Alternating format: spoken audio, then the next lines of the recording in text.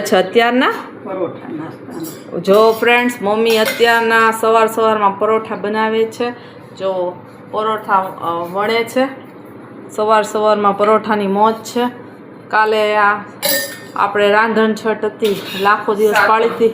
હા, સાતમ હતી એટલે આખો રાંધણછટનું કુકિંગ કર્યું હતું. સાતમને દિવસે આખો દિવસ પાળી હતી. તો અત્યારના હવે ભૂખ લાગી છે તો સવાર નાસ્તામાં મમ્મી કે હું પરોઠા બનાવી નાખું છું. તો જો મમ્મી સરસ મજાના પરોઠા વણે છે.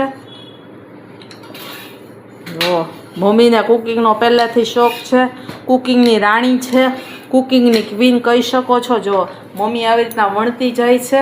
અને સિસ્ટર, જય શ્રી કૃષ્ણ, જય સ્વામિનારાયણ. અને સિસ્ટર છે એ પરોઠા છે એ ચોડવી રહી છે.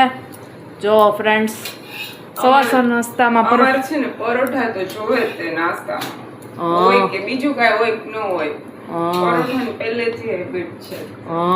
જો કેટલા પરોઠા બની ગયા, એટલા બધા પરોઠા બની ગયા છે. હા, જો મમ્મી આવી રીતના ગોળણું કરતી જાય અને પરોઠા બનાવે. મમ્મીને પરોઠા બનાવતા બહુ જ સરસ આવડે છે. જો આવી રીતના વણે છે પરોઠા.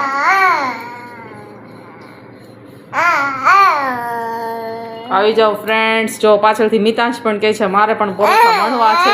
મિતાંશને પણ કુકિંગનો બહુ જ શોખ છે. અમે એને નાની પાટલી વેલણ આપી દે છે, એ વણવા મળે છે. એ કે હું સવારના પોરમાં કે પરોઠા શરૂ કરી દઉં. એ તો આ કરવા મળે ભાઈ, એ કરે જ છે પરોઠા. ફ્રેન્ડ્સ, નાસ્તામાં સરસ મજાનું કંટોલાનું શાક બની ગયું છે. આવી જાઓ નાસ્તો કરવા માટે. કંટોલાનું શાક, પરોઠું, તીખું અથાણું અને દહીંની મોજે મોજ છે. આપણું દૂધ ગરમ થઈ ગયું છે. સવારની દિનચર્યામાં સૌથી પહેલાં દૂધ આવી ગયું છે. પછી મમ્મીએ કંટોલાનું શાક બનાવી નાખ્યું છે. કંટોલાનું શાક કેવી રીતના બનાવે એની પણ રેસીપી આપેલી છે. તમે ટૂંક સમયમાં જ હું એને અપલોડ કરી દઈશ આ રેસીપી. કંટોલાનું શાક કઈ રીતના બનાવો.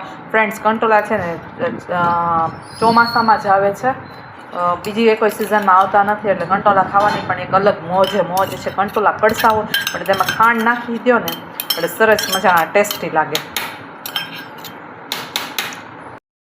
નાસ્તામાં સરસ મજાનું પરોઠું છે, કંટોલાનું શાક છે, તીખું અથાણું છે. જો તીખું અથાણું મમ્મી ઘરે જ અમે હોમમેડ બનાવીએ છીએ.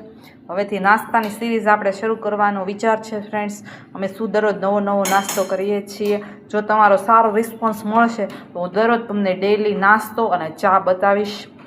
જમવાનું તો આપણે બતાવી જ છે. હવે નાસ્તાની સિરીઝ કરવાની પણ મારી ઈચ્છા છે, બતાવવાની ઈચ્છા છે.